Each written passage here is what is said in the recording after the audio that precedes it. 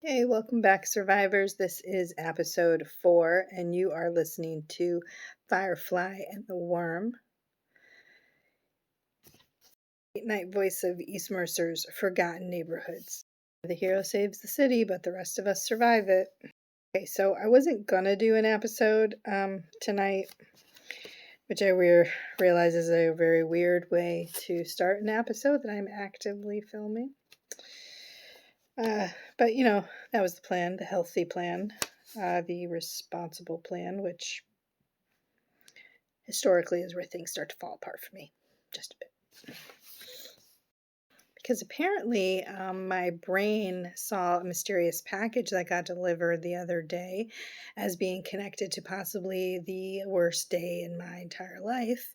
And my brain thought to itself, yeah, sure, why not just, broadcast my emotional breakdown to complete strangers. So here we are, absolute professionalism. First of all, a few neighborhood updates. Okay, because unlike a few certain flying celebrities, some of us like to remember the little people. Okay, the power is officially back on. Well, mostly.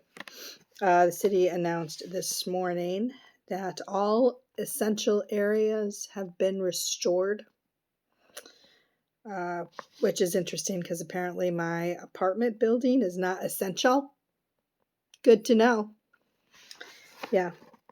But the coffee shop down the street that charges $9, yeah, essential.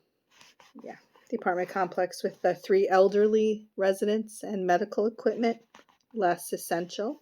Glad we got that cleared up. Also, Sal's Deli added a new sandwich to their menu, the Sentinel sandwich. The ingredients are turkey, cheese, lettuce, and according to Sal, a disappointing amount of accountability. So, I bought 2. Now, about the package, because apparently a number of you spent, I don't know, what time did you guys go to bed last night? I don't know, because you were emailing me into all hours of the night with all of your theories. I mean, okay, just wow, okay. Some of you need hobbies, all right?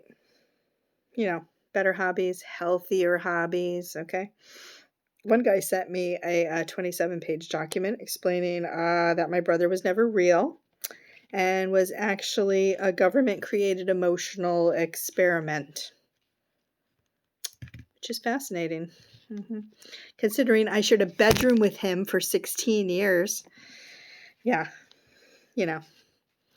he was really committed to the experiment, I guess, left socks everywhere, very authentic. Okay, here are the facts, all right?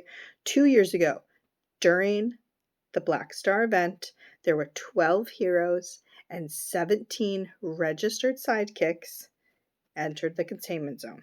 Okay, 9 heroes returned and 0 sidekicks did not. I mean, 0. That number kind of always bothered me. Nobody talks about it or nobody asks questions because the headline was, heroes save millions.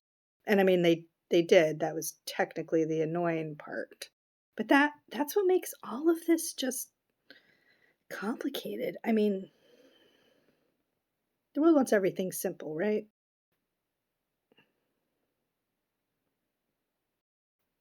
Hero, villain, good, bad, lost.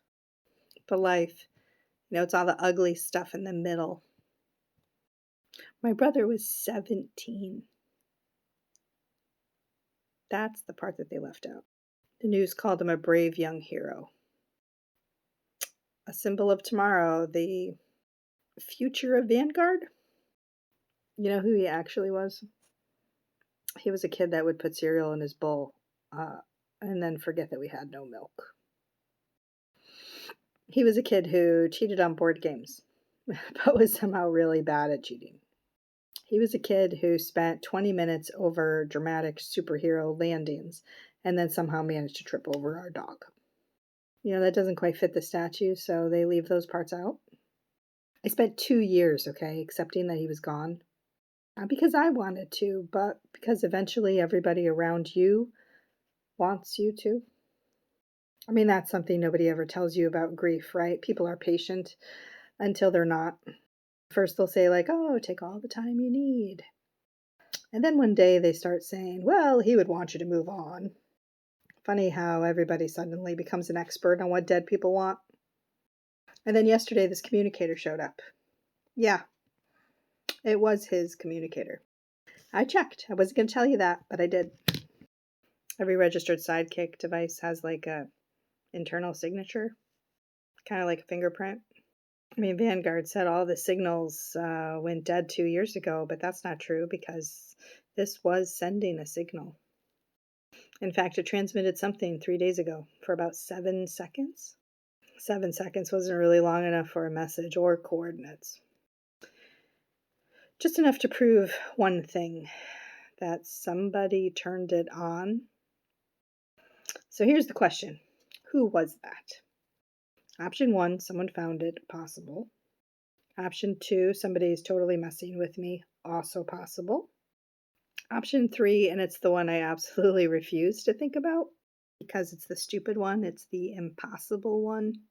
The one my brain keeps whispering, telling me to shut up. That maybe the reason nobody found his body was because there wasn't one. Anyway, moving on, because, feelings are terrible and I would like to feel less of them. Community announcements. Please stop leaving flowers at the Black Star mural because apparently someone started a rumor that I am investigating the Vanguard, which I am not. I am absolutely not. That would be reckless. That would be dangerous even. Possibly illegal and a terrible idea. So, I've obviously already started, but okay. Here's what I found so far. The official Black Star report is about 412 pages. That's the public version. I mean, there's a missing section. It goes from like page 208 and then jumps to page 215. 7 missing pages, 7-second signal. Coincidence? Yeah, probably. Do I believe in coincidences involving billion-dollar hero organizations? Absolutely not. I don't know if my brother's still alive. Okay, I need everybody to understand that. I don't know, because hope is dangerous. Hope is how people sell you things. Hope is how they put a logo on a tragedy. Hope is how they convince survivors that a statue is the same thing as an answer. But, for 7 seconds, the impossible happened. And for the first time, maybe I don't really know what happened to my brother. Maybe that's better.